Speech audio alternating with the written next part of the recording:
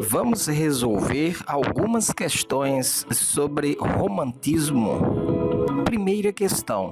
Assinale a alternativa que rotula adequadamente o tratamento dado ao elemento indígena nos romances O Guarani de José de Alencar e Triste Fim de Policarpo Quaresma de Lima Barreto, respectivamente.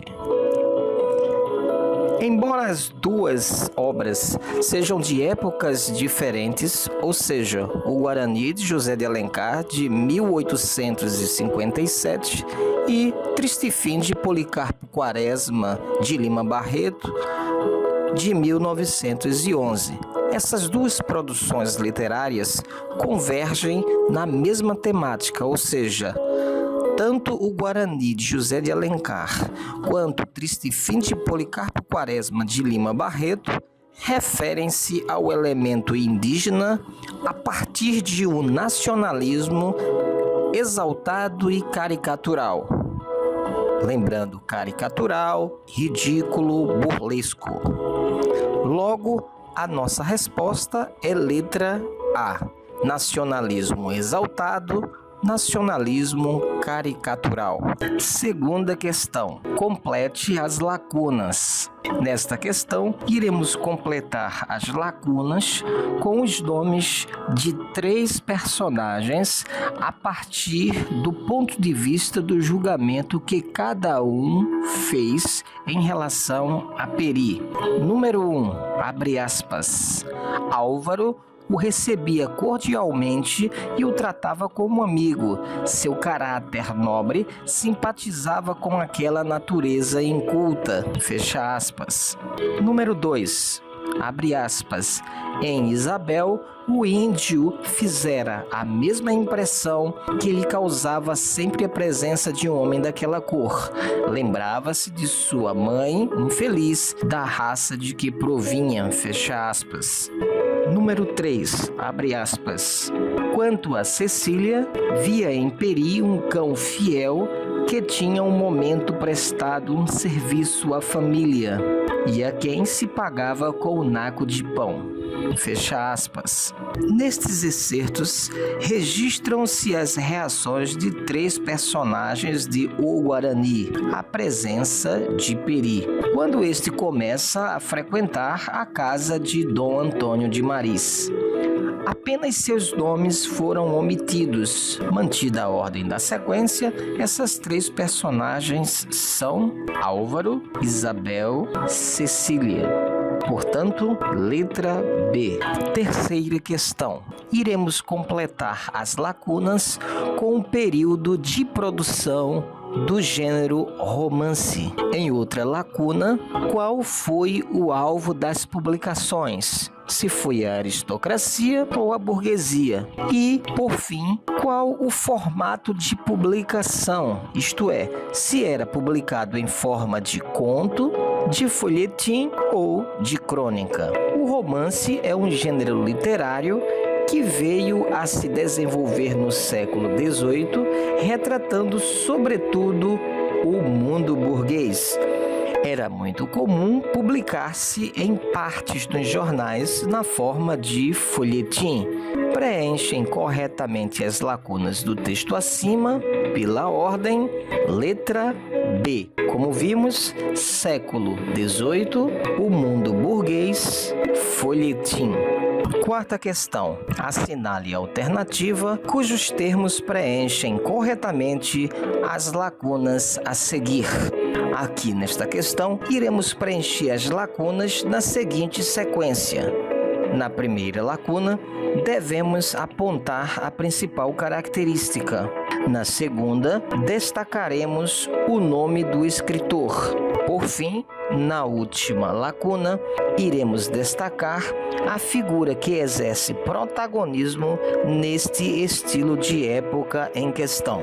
Foi característica das preocupações nacionalistas do poeta Gonçalves Dias tomar como protagonista de seus poemas a figura do índio brasileiro, afirmando em seu caráter heróico, em sua bravura, em sua honra, qualidades que, a rigor, o identificavam com o mais digno dos cavaleiros medievais.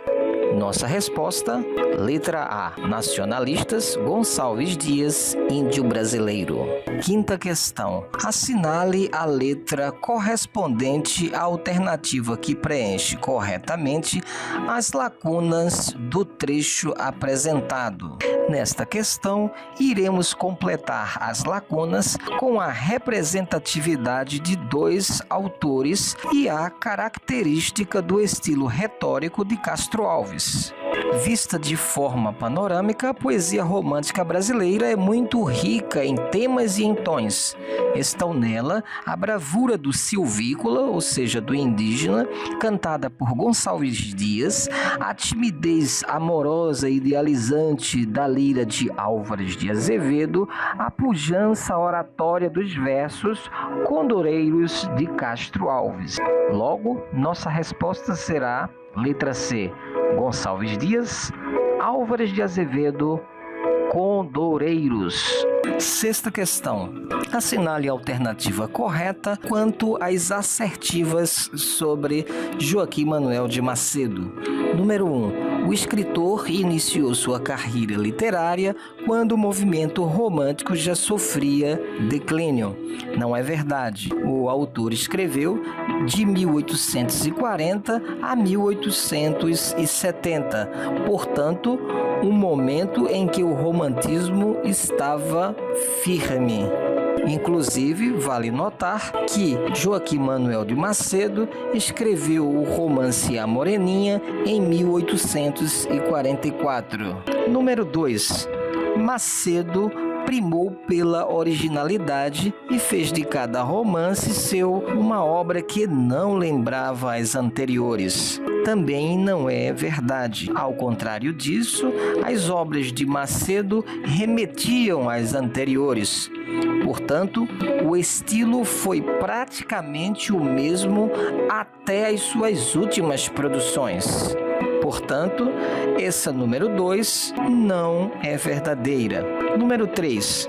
O romancista aliou a observação da realidade e a espontaneidade inventiva ao representar a vida social de sua época. No entanto, é importante frisar que isso não dava ao autor status de realista. Portanto, nossa resposta, letra D. Apenas 3 é verdadeira.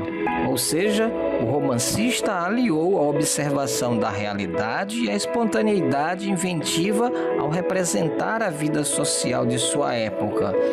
Quero reiterar, essa atitude não dá ao autor status de realista. Sétima questão. Sobre a Luneta Mágica, 1869, romance cômico de Joaquim Manuel de Macedo. Em sua relação com as demais personagens, o narrador demonstra. Antes de responder à questão, é importante lembrar que a obra A Luneta Mágica é um romance de fantasia, narrado em primeira pessoa, por isso considerado tecnicamente como autodiegético. O livro tem como protagonista Simplício, personagem míope que padecia de 2 cegueiras. Por um lado, Simplício tinha uma cegueira física, por isso não conseguia distinguir a 2 polegadas de distância dos olhos um girassol de uma violeta. E por outro lado, uma cegueira moral, que o fazia escravo das ideias dos outros, porque ele, o próprio Simplício, não podia ajustar ao menos 2 ideias. Voltando à questão, em sua relação com as demais personagens, o narrador demonstra, letra A, a incapacidade de reconhecer os seus sentimentos. Não é verdade. Pouco a pouco, Simplício procura conhecer os seus próprios sentimentos. Daí, o reconhecimento de si. Letra B. a persistência em não enganar e não ser enganado. Não é verdade. Simplício trapaceava para ocultar o que via através das 3 lunetas mágicas que conseguiu ao longo da narrativa. Letra C, a habilidade de compor uma autoimagem ingênua. É esta a nossa resposta. Vamos comentar as alternativas D e E. Letra D, o poder de controlar ações e pensamentos hipócritas. Falsa. Ele não controlava as ações nem os pensamentos dos outros. Apenas via através das lunetas as ações e tomava conhecimento do que as pessoas pensavam. Portanto, não tinha o poder de controlar, apenas de conhecer. Letra E. A coerência de seu caráter adverso às opiniões alheias. O seu comportamento é incoerente, porque ao longo da narrativa, os seus pensamentos e ideias sofrem atropelos. Portanto, a resposta da 7ª questão é a letra C, a habilidade de compor uma autoimagem ingênua. Questão 8. Texto. Iracema. Além, muito além daquela serra que ainda azula no horizonte, nasceu Iracema. Iracema, a virgem dos lábios de mel, que tinha os cabelos mais negros que a asa da graúna e mais longos que seu talhe de palmeira. O favo da jati não era doce como seu sorriso, nem a baunilha recendia no bosque como seu hálito perfumado. Mais rápida que a ema selvagem, a morena virgem corria o sertão e as matas do Ipu, onde campeava sua guerreira tribo da grande nação tabajara. Pé grácil e nu, mal roçando, alisava apenas a verde pelúcia que vestia a terra com as primeiras águas. José de Alencar. Para descrever Iracema, Alencar emprega palavras que apelam principalmente, letra B, aos sentidos. Quero destacar do texto: lábios de mel, está ligado ao paladar, cabelos mais negros que a asa da graúna e mais longos que seu talho de palmeira, remetem ao visual, e quero aproveitar para destacar que esses são elementos da fauna e da flora, descrição típica do romantismo brasileiro. Quando o autor destaca: o favo da jati não era doce como seu sorriso, nem a baunilha recendia dos bosques com seu hálito perfumado, o autor remete ao olfato e, ao mesmo tempo, ao paladar. O favo da jati não era doce, remete ao paladar, nem a baunilha recendia no bosque como seu hálito, remete ao olfato. Portanto, essas evidências confirmam a nossa resposta. Letra B, aos sentidos. 9ª questão. Em relação a Memórias de um Sargento de Milícias, 1853, de Manuel Antônio de Almeida, pode-se afirmar que, ao lermos atentamente o romance, pode-se inferir pelo teor da narrativa que Manuel Antônio de Almeida, ao criticar a figura do herói em um anti-herói, o autor se distancia do romantismo em direção ao realismo, como destaca Alfredo Bose, abre aspas, resulta um realismo de segunda mão, não raro, rasteiro e lamuriento, fecha aspas. Portanto, o romance Memórias de um Sargento de Milícias se distancia do caráter idealizante que marcou a prosa romântica brasileira e se aproxima do realismo. Assim, a nossa resposta é letra B. O romance se distancia do caráter idealizante que marcou a prosa romântica brasileira.